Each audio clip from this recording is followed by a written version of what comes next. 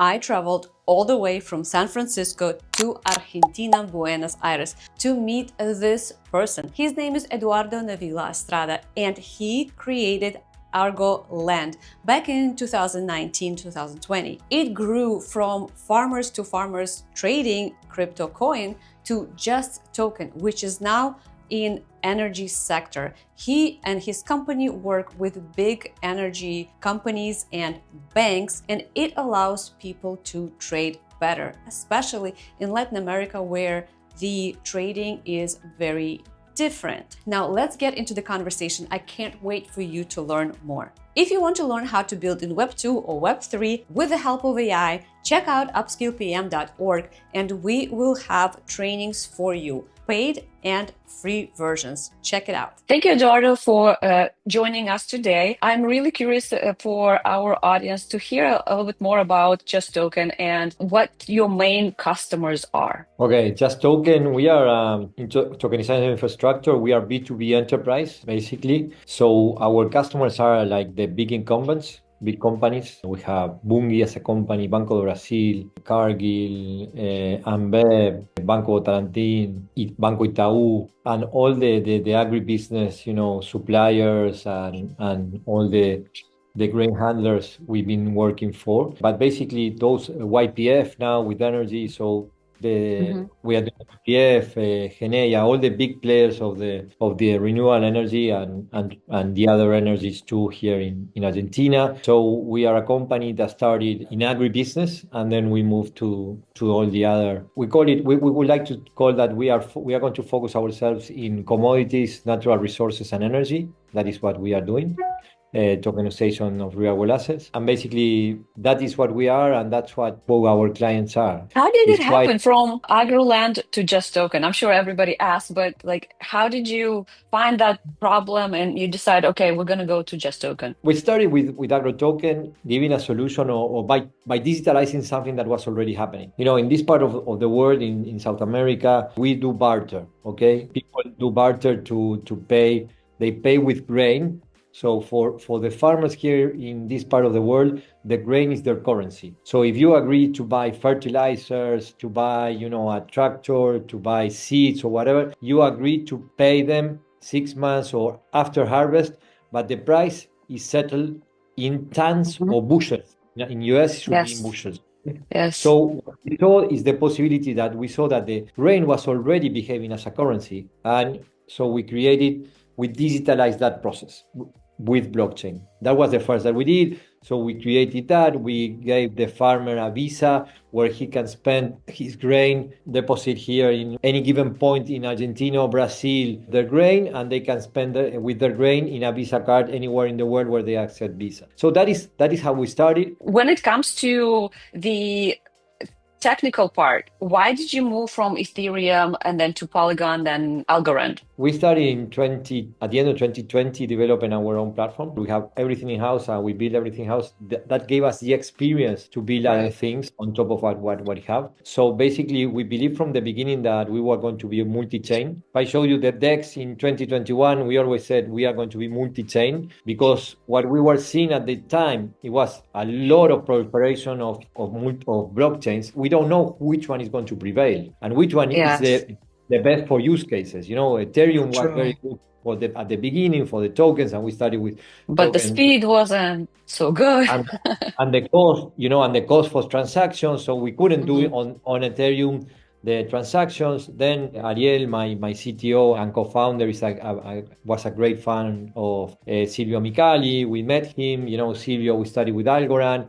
Now we have things with Polygon and Ripple too. We are multi-chain. We believe now we have a clear path, where the blockchains are going, so we can choose, a blockchain for a specific case. Ripple is very institutional. It's good for us because we have the blue chip. Our clients, we have blue chip clients, so it's very good to have Ripple. But we always been multi-chain, and we believe being multi-chain is the way, no? Because we at the end we It's don't about the know customer. yet. Yeah. It's about the customer, about the use case, and we don't know yet which one is going to prevail or not. When it comes to blockchain and AI, I think that's a great combination. But my personal opinions aside, I'm curious to hear from you. How do you use AI? And I've read some articles about you guys are using AI, but is it more of a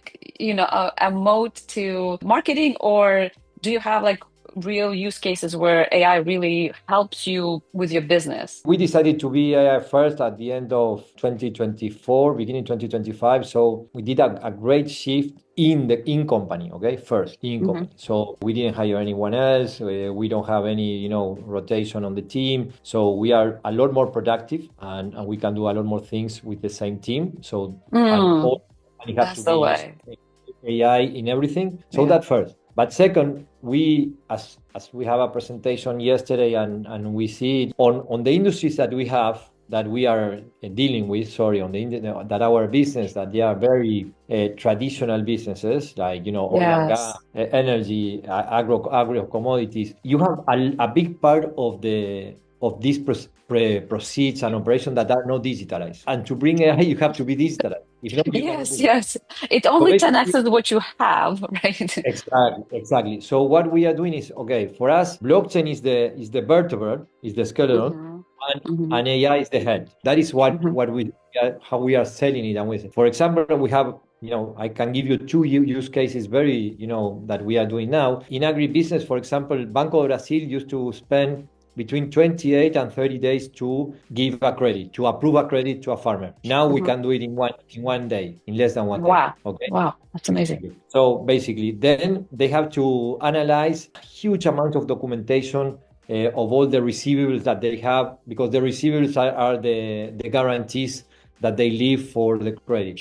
Okay, that is now all done by AI. We do it by AI. So basically, we are using it, but these are things they are use cases that we are using. We are using the AI to tell the guys that are buying the energy now to see how they are consuming energy and they are efficient or not efficient, or if they they hire or they contract the energy with YPF, that is our client, they Hmm. can save from 15 to 30% on their monthly invoice. So yeah, Yes. we are using a lot, and basically with blockchain is a very good complement. Sounds good. Thank you so much. So there is another question that is related to this. You have these big businesses that are your clients, but then at the end of the chain, right, there's people who, because I don't think you have completely moved just to energy. You still have connections to Agroland, right? Yes. Yeah, we So have. when it comes to these customers, they're so different, right? Like the traders, the token traders, that's one. There's the businesses that are using energy, like the energy companies. And then there's the end user who is probably not all of them are like very technical and things like that. Do you have to cover all three? And how do you market like, hey, use the tokens? Or do you not have to do that? No, we are B2B, no? So Right. we are You B2B. So don't touch the end. we don't go to the customer, direct to the customer, okay? Hmm. We help doing the user experience, we help with idea, we help with solutions, but we are not the ones. So what we do is we are doing all the back office, let's say, all the Hmm. infrastructure all the, like the highway that is Hmm. used. And then why, if they are so different, at the end they are real world assets. I think we started with the most difficult one, that is a biological asset, because Hmm. gold you can hold for 100 years, but the grain you cannot store grain, and the whole storage of gold is renewed every 40 years. The storage of commodities is renewed every year, Hmm. every year. So I believe we started on the most difficult. So now that give us the expertise and the know-how to do all the other ones. True, At true. the end, if you want a farmland that produce grain, is the same as a solar farm that produce megawatts, kilowatts. They produce something. Their land or a oil farm, or gas farm, they produce different products, but at the end you need different documentation, different things to back that token, but the logic and the know-how is the same, and that is what we have. And we know what to ask, where to look, and what to do to tokenize that asset. That is amazing. But I really want to get you back to that question, because you are so correct that you have taken the most complex task at first. And when it comes to end user, I would assume that, the user of energy, who is using YPF, for example, they might be more technical or more aware of blockchain and crypto and all that kind of stuff versus the person working on the farm. The farmer, do they actually know it's on blockchain? Do they even know? No. Okay, it's they behind the and scenes. they don't have to know. And they don't have to Exactly. know. Anybody has to know that it's blockchain. Blockchain is the technology that is behind and below. They use WhatsApp and they don't know how WhatsApp works.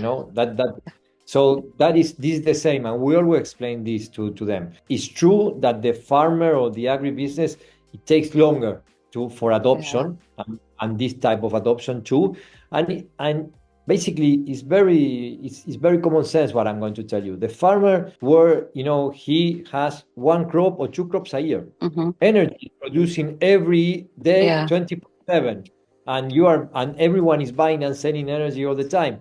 The crop is different. The crop is once or twice a year. And this is the timing of the farming. So everything takes longer in agribusiness. Everything takes longer. And you depend a lot on the weather and these things.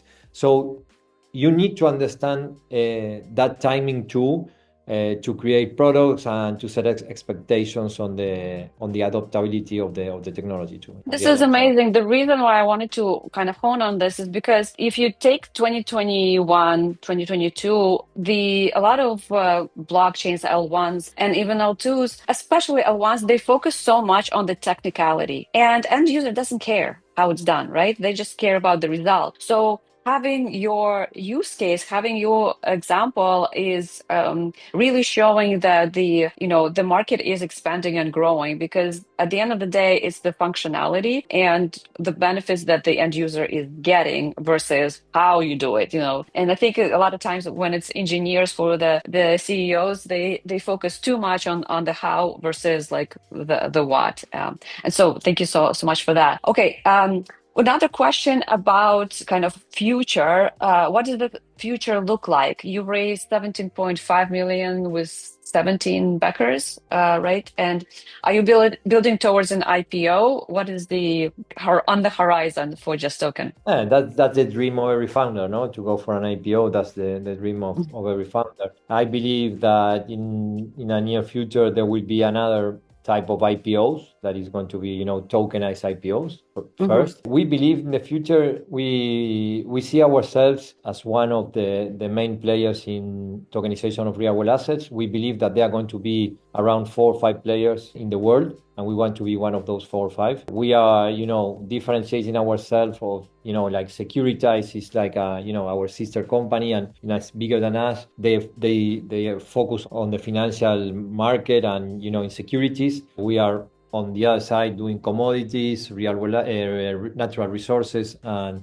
energy, and we create financial assets around that, or financial products. One of the things that is specifically for me that I'm curious about, while I was in Brazil and then in Argentina, I met this friend of mine who kind of gave me a little bit more information. When it comes to Latin America, when it comes to lending money, like one of the reasons it's harder for people is like to buy an apartment, a house, the interest rate is so high.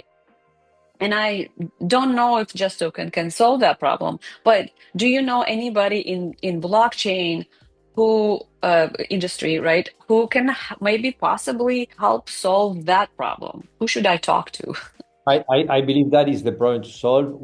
That is why we are more focused on credit. At the end, barter in agribusiness is credit, because it's a payment to harvest. Okay, so they advance you goods and you pay after harvest, so it's financing at the end. But we believe that is the use case, or the success case is to use the blockchain for getting better credit, and that is what we are very focused on. Everything that we do.